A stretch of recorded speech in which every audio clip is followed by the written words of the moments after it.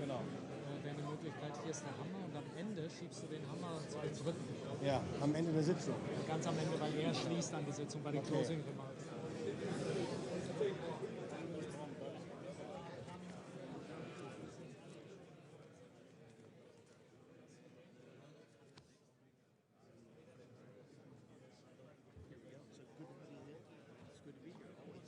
From the beginning. Never a doubt.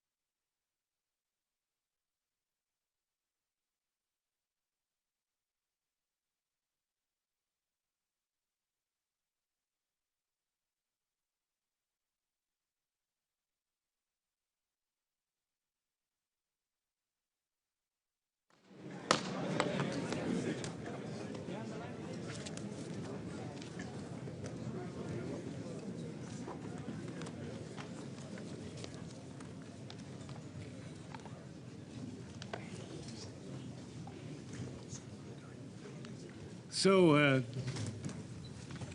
Dennis, John, Pete, Mark, my friends, in the first place, I would like to congratulate to our friend and partner, Dennis, to his 5th anniversary. Congratulations and all the best for you and for the years to come, and for good cooperation and steady health. Welcome once again to the 31st UDCG meeting. Mark, thank you very much for your hospitality again, your constant support, and for the reception at NATO headquarters. We continue to see a Russia with no discernible intention of bringing this war to an end.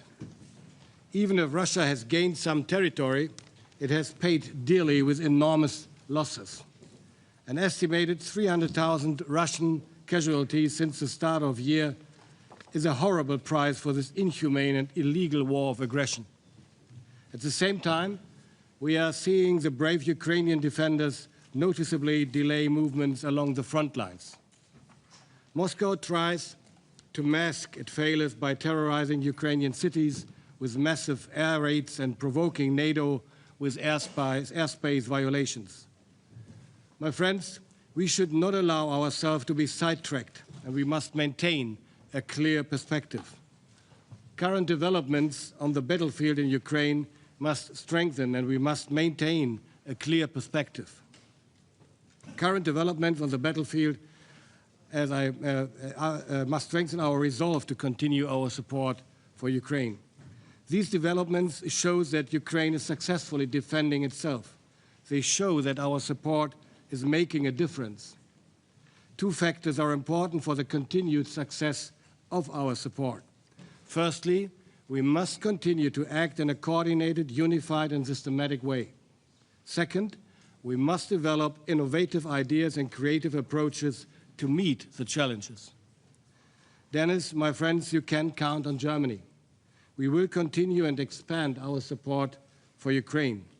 With new contracts, Germany will provide additional support amounting to over 2 billion euros. This will include a Pearl package to totaling $500 million US. The package addresses a number of urgent requirements of Ukraine. It provides air defense systems, Patriot interceptors, radar systems, and precision-guided artillery, rockets, and ammunition. Thanks to Pete and our teams for engaging in intense talk to get this done. Transparency to our taxpayers, which includes fair pricing, remains key to our success. Thank you for doing everything you could do. We will continue to strengthen Ukraine's air defense with new contracts on the delivery of another 2 IRIS-T air defense systems, including a large number of guided missiles as well as shoulder-fired air defense missiles. We will supply high-end anti-tank weapons, communication devices, and modern handheld weapons. We will also launch a comprehensive project to modernize weapon systems already delivered to Ukraine and to extend their service lives. This ensures that the weapon systems we supply are adapted to changing battlefield realities and can continue to be used reliably and effectively by Ukraine's armed forces. At the same time, we will continue to expand cooperation between the German and Ukrainian defense industry. We will underscore this intent by concluding a memorandum of understanding on defense industry cooperation, which will be signed by Dennis and me following this UDCG meeting. Support measures like these will only take full effect if they consistently follow Ukraine's requirements and are coordinated with our partners. The UDCG will continue to play a crucial role in this. To ensure that it remains highly relevant, the UDCG needs to adapt. John and I have announced this in the summer. Over the past weeks, we have been working with Dennis and Mark to determine how to align the UDCG and its support architecture. The following is important to us: to strictly align our actions with Ukraine's needs, to have lean and efficient coordination processes, to combine urgent support to Ukraine's armed forces with long-term capability building, and to achieve greater coherence with NATO and its support measures. With these guiding principles, we ensure that Ukraine will receive the support that it needs to regain its freedom and peace and to maintain it in the long term for Ukraine and for Europe. Thank you, and Slava Ukraini. Thank you, Boris. Thank you all for being here. We meet today as 50 nations in support of Ukraine. Thank you all for being here. We meet today as 50 nations committed to stand by and to support Ukraine. We meet today on what is day 1,329 of President Putin's brutal invasion of Ukraine, a war he thought he would win within a week. But we meet also today in a week which has seen a breakthrough peace plan signed in another terrible war, reminding us that even in the toughest times, that peace is possible. And Secretary Hegseth, I want to praise President Trump's essential leadership in securing that ceasefire in Gaza. That was peace secured through strength. And today, as we shift our focus back to the war in Ukraine, your presence here reminds us of President Trump's commitment also to secure peace in Ukraine. But until peace comes, Ukrainians, military and civilians alike, continue to fight with huge courage. Our determination must match their defiance. Our support must match Putin's escalation. And our role as members of this UDCG is to guarantee Ukraine's strength. In the 8 months since Boris and I jointly took over the leadership of this UDCG, this group has successfully secured pledges worth over £50 billion for military aid capabilities to Ukraine. And from today, as Boris has said, we can announce that the UDCG, that Ukraine and NATO will work even more closely together to respond to the challenge that Dennis issued to us. Ukraine's request to better track, better coordinate, better deliver the support the Ukrainian warfighters need. And thank you, Mark, for your support for this initiative. But as we step up further, we must all deliver faster. This year, the UK is spending the highest ever level on military aid to Ukraine. And I can confirm that in the last 6 months alone, we've delivered over 85,000 drones into Ukraine. We've also signed a new industrial partnership with Ukraine, and that will see us rapidly develop new, improved interceptor drones, which we'll mass produce and then supply back into Ukraine in the thousands. And working with allies from Europe and beyond, the UK is also looking hard at how we support Ukraine through the important new Pearl mechanism. Finally, friends, this war was never about the fate of just one nation. President Putin's aggression is not confined to Ukraine. Drone incursions into Poland, violations of Estonia's airspace, election interference in Moldova. A secure Europe needs a strong Ukraine, and security for all our nations starts in Ukraine. So let's today reaffirm our purpose and our priorities. Support the fight today, secure the peace tomorrow, and stand ready to step up still further. Thank you all for attending this afternoon. With that, can I, on behalf of you all, welcome Dennis to his first in-person UDCG meeting. Thank you.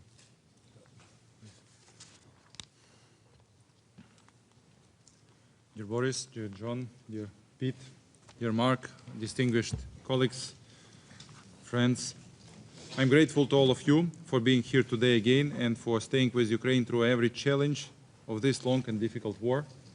Thank you. This is already the 31st meeting of the Ukraine Defense Contact Group, and I thank you for such unity. Ukraine never wanted this war. We want peace, real peace, based on justice and international law. We appreciate all efforts or personal efforts of President Trump to bring Russia to the peace negotiations, but Russia still believes it can gain more influence with bombs. Every night our cities are under attack. That's why we need truly strong global pressure in response to Russia's choice to keep the war going. This brings me to key priorities for 2025 and 2026. Let me focus on the three main pillars: Pearl, Ukrainian-made drones and missiles, as well as extended-range artillery ammunition. And there is one very important issue, long-range missiles, which our partners have. The name of these missiles everyone knows, absolutely widely known. We ask about this too, to increase pressure on Russia economically and through the destroying their military infrastructure. First and foremost, the Pearl initiative. Some of you are already part of it. Thank you for this. It is important that others join too. Pearl for 2025 must be fully implemented.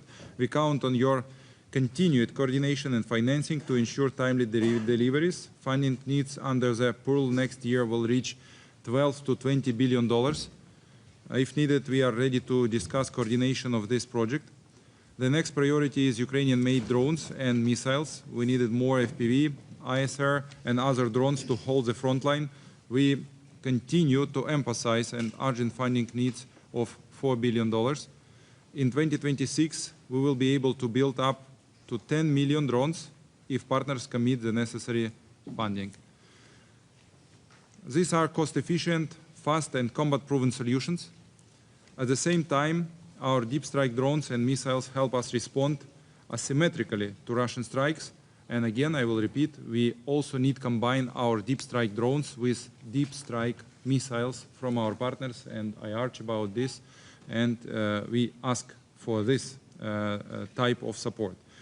According to our data, the enemy Gaza line deficit now is up to 20% of their needs. There are significant effects from our weapons. Our third priority is to increase our strike depths directly at the front line. We need more extended range artillery rounds. We once again welcome the initiative of joint procurement of artillery ammunition, but to achieve the greatest effect on the battlefield, it should focus on supplying this type of extended range munition. As Russia's air terror continues, we also urgently need additional interceptors this winter, including air defense systems and both surface-to-air and air-launched guided missiles for NASAMS, IRIS-T, and F-16 platforms. In September alone, they launched over 5,600 strike drones and more than 180 missiles, targeting our civilian infrastructure and people. Therefore, on the eve of winter, it is very critical to provide us with necessary equipment to repel such attacks. I would also like to add a few words on our overall defense needs for 2026. We estimate them at $120 billion. Ukraine will cover half, 60 billion, from our national resources. We are asking partners to join us in covering the other half. The most effective path to meet this need is for our European and non-European partners to dedicate no less than 0.25% of their GDP to military support for Ukraine. If the $60 billion target is out of reach for Europe, for non-European partners, then the only remaining solution is a loan backed by frozen Russian assets, so it can be used to fund Ukraine's armed forces and their requirements. Why does this matter for all of us? Because together we are moving toward a new European defense architecture, and Ukraine's army today is the most experienced and capable in Europe. The technologies we are developing now, drones, interceptors, long-range strike systems, will strengthen Europe's resilience for decades. Colleagues, it would be a mistake to believe that peace is already near. The war continues every day in our strikes, and to each of you for your personal efforts, for your contributions of your nations, for our mutual unity, for strengthening of our nations in face of this aggression. Let us act together with resolve and without delay. Thank you so much. Slava Ukraini. Thank you. Pete, you have it. Thank you. Well, colleagues, Secretary General Rutте, ministers of defense, might I suggest ministers of war, from around the world, we gather at a very important moment. Over the past few months, European investment in defense for Ukraine has increased significantly. Now, of course, the United States will do our part, but Europeans must continue to take primary responsibility for the conventional defense of the continent. Now, as we have before, we're going to continue to constructively remind our allies of all of our Article 3 obligations. Article 3 of NATO states, by means of continuous and effective self-help and mutual aid, allies will maintain and develop their individual and collective capacity to resist armed attack. Today, and thanks to President Trump's efforts since the first term, we are seeing in real time allies taking this obligation seriously, including in Ukraine. A key mechanism to forge peace in Ukraine, as has been mentioned, is NATO's Priority Ukraine Requirements List, or PEARL, funding initiative. For those watching and not familiar, PEARL is how we supply weapons to Ukraine. Basically, Europe pays, the U.S. provides NATO fields. The best equipment in the world from the United States to Ukraine, paid for by European allies. General Grinkowicz, our Supreme Allied Commander, the right guy at the right time, validates the assistance Ukraine requests through the PEARL initiative, and then our team within the War Department assesses those requests. It's a rigorous process, and so far has been effective. As a result, NATO allies have committed more than $2 billion in security assistance to Ukraine through the NATO PEARL initiative since August. Now, allies often say that Ukraine's security is synonymous with European security.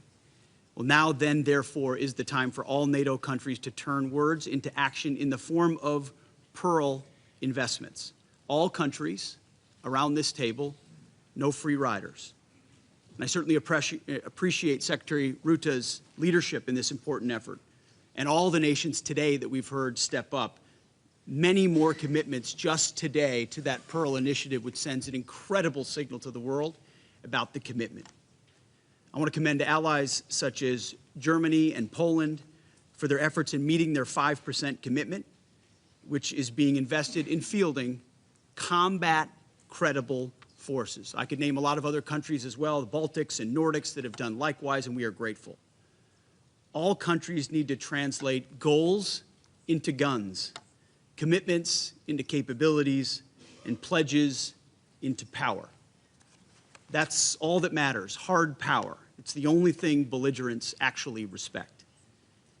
Your continued investment and leadership are vital to helping Ukraine defend itself and to bring an end to this conflict. Peace through strength. Now, Europe's political leaders have also endorsed military planning for the coalition of the willing. by establishing an operational headquarters and committing personnel to that multinational force, should a peace arrangement be reached, European leaders are sending a clear message to Russia. Now is the time to end this tragic war, stop the needless bloodshed, and come to the peace table. Now, if this war does not end, if there is no path to peace in the short term, then the United States, along with our allies, will take the steps necessary to impose costs on Russia for its continued aggression. If we must take this step, the U.S. War Department stands ready to do our part in ways that only the United States can do. We remain clear-eyed about the fact that the most effective deterrents to Russian aggression are, number one, a lethal, capable, and European-led NATO, and number two, a combat-credible Ukrainian military able to defend itself and thereby continue to deter Russian aggression along NATO's border. Again, peace through strength. Under President Trump's steadfast leadership, and in particular with our European allies, we're going to bring an end to the war in Ukraine. The war must end. Like we saw him do in Gaza and in the Middle East, President Trump knows how to forge peace, to create opportunities in situations, in scenarios where peace seems far off. He and he alone has the ability to do that. This is not a war that started on President Trump's watch, but it will end on his watch. So let us seize this moment, strongly forge peace in Ukraine, and let's bring peace through strength. Thank you very much. Yes, thank you, dear Secretary of State Healy, Minister Pistorius, Secretary of War Hagsett, Minister Schmihal, dear colleagues, welcome back to NATO headquarters here in Brussels. And John and Boris, thank you again for your leadership. Since its inception, the UDCG has been the backbone of our collective support for Ukraine. This body and the equipment it delivers to the battlefield are a clear demonstration of the international community's support for Ukraine. I've discussed with Secretary Healy and Minister Pistorius how NATO can best help the UDCG, and NATO staff will provide all necessary support. We will assist across the board, from hosting meetings such as this one to providing the best data and analysis available. And together with Ukraine, the UK, Germany, and with your support, we will make the UDCG more effective at delivering what Ukraine needs. So I look forward to working with all of you to ensure our support for Ukraine is as predictable and as impactful as possible. And we all have a role to play here. NATO allies have committed to increase our defense spending and support to Ukraine, and we know that the support to Ukraine itself, by the way, will count to that defense spending. And I'm particularly focused here on Pearl. Secretary Hagsett was also speaking about it, and others. Because this is the mechanism that supplies US weapons, both lethal and non-lethal, to Ukraine, paid for by NATO allies. And I hope we can announce further significant contributions today, building on the successful meeting of defense ministers this morning. I want to commend President Trump's leadership here. He has been clear-eyed from day one when he came into office that he wants to end this war. He has been successful in Gaza. It was really staggering what happened this week and the week before under his leadership. And I want to thank you, Pete, for the leadership you are providing from the Pentagon to make all of this possible and to support this program. It is really critical. In getting Ukraine the weapons it really needs quickly and at scale. It will enable Ukraine to protect its people and hold the front line. And again, I'm so happy for the US to keep that supply going and for the allies that have contributed in the financial sense. Ultimately, strengthening Ukraine today and putting them in the best possible negotiating position tomorrow, let's hope that that day comes soon, that they will sit at one table. This is all in our collective interest. And the outcome of this war will therefore impact us all, be it directly or indirectly, whether we like it or not. So please do all that you can. Thank you. Slava Ukraini. So, thank you, ministers. Thank you, Secretary General. May I now ask the press to leave the room, please.